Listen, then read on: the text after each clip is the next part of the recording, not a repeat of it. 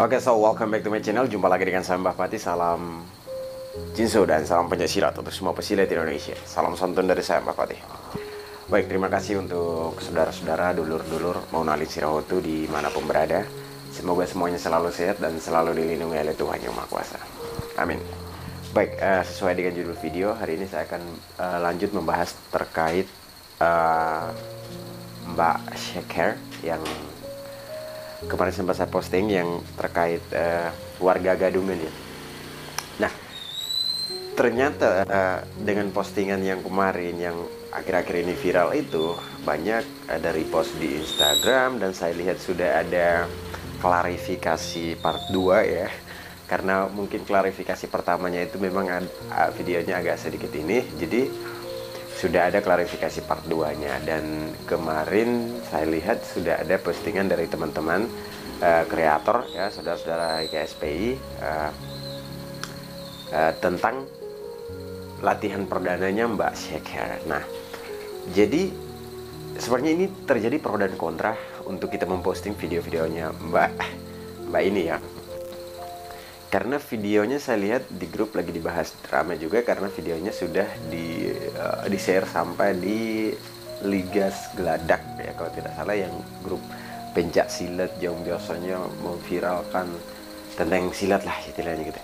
Nah, jadi di sana juga ada komentar misalnya pokoknya banyak lah komentar ya. Terus ada saudara-saudara yang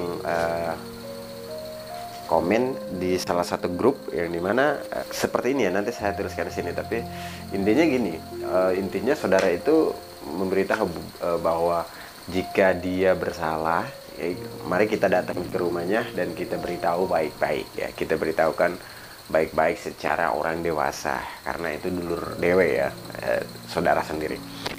Kalau menurut saya mau tanggapi sedikit, sebenarnya masukannya juga bagus ya, masukannya juga bagus untuk kita semua supaya tidak terlalu membesar-besarkan satu masalah. Tapi untuk zaman sekarang ini kan zamannya media ya, media sosial, dan ketika ada saudara-saudara yang memang ke lapangan untuk mencari tahu masalah itu kan pasti ada video bukti ya, ada bukti nyata bahwa ini loh kita sudah datangi orangnya. Nah, dari situ video itu disebar ke grup. Nah, di grup itu kan banyak saudara guys. Nah, ketika kamu siap di-share di satu grup, berarti itu akan berkelanjutan ya, dia akan berkelanjutan. Kecuali di situ sudah ada peringatan tuh. Misalnya pas mau penyebaran video, kita bikin saat ngedit, kita bikin tulisan video ini jangan dipublikasikan di YouTube atau Instagram dan sebagainya. Nah, kalau peringatan seperti itu mungkin bisa agak sedikit efektif untuk mengendalikan para pegiat media sosial ya, para pegiat media sosial IKSP Kirasakti supaya tidak sampai mempostingnya ke sana ke sini. Tapi menurut saya itu juga kita posting juga tidak ada salahnya ya. Ini menurut saya tidak ada salahnya, karena itu bisa membantu bahwa supaya tidak ada lagi orang yang seperti ini, yang dia mencoba untuk menjadi warga gadungan juga dia masih mikir dua kali gitu ya kan. Jadi takut nanti dia diviralin atau apa segala macam kan bisa. Itu bisa membantu menekan orang yang ingin melakukan hal yang sama seperti apa yang sudah dilakukan oleh Mbak Sheker ini. Sebenarnya itu ada positifnya juga. Nah, karena apa? Kalau misalnya kita ada warga gadungan kita datangin dan kita bilang baik-baik, ada warga gadungan kita kesana lagi kita bilang baik-baik. Nah, itu juga nanti ya istilahnya kayak orang sudah apa ya, merasa oh itu paling setelah kita jadi warga gadungan terus kita ketahuan paling nanti didatangi terus diomongin baik-baik, tidak ada efek jerahnya ya kan.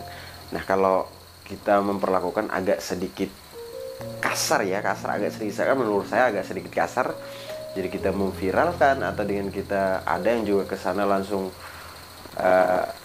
nonjok atau apa segala macam kan kita tidak tahu. Biasanya kalau untuk laki-laki pasti sedikit lah, kalau di timur ya itu pasti, kalau laki-laki pasti sedikit tuh satu kali di perut mungkin ya, jadi sebagai peringatan begitu, jangan sampai terulang lagi di perguruan lain atau bela diri lain kamu mengaku-ngaku sebagai anggotanya. Nah, kita juga bersyukur kalau Mbak Syekef sudah mulai latihan perdananya. Selamat bergabung di IKS Pikiran Sakti. Tapi ini adalah titik awal, belum seberapa. Nanti sudah jadi warga baru kamu betul-betul jadi anggota IKS Pikiran Sakti. Kalau siswa kan nanti toh bisa saja dia keluar kan. Tapi ini silakan mulai dan semoga sukses menjadi seorang pendekar IKS Pikiran Sakti saat pengetesan ya gitu ya. Nah jadi di IKS Pikiran Sakti itu saya punya salah satu filosofi yang kita ambil dari nasi ya. Biasanya kan ada tumpengan. Nasi itu adalah menggambarkan lembek atau kerasnya ya. Nasi itu kan ada lembek dan kerasnya.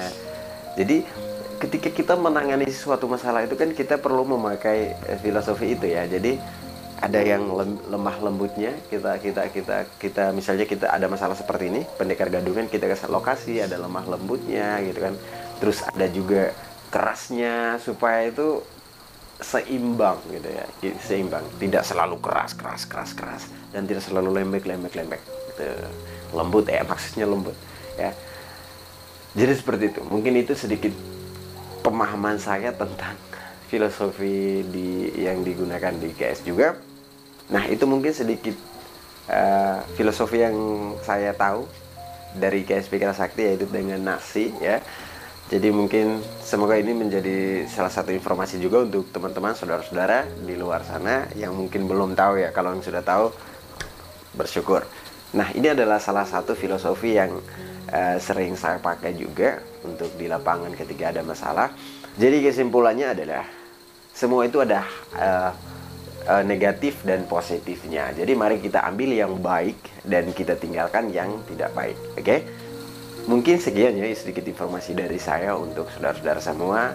Salam Jinse.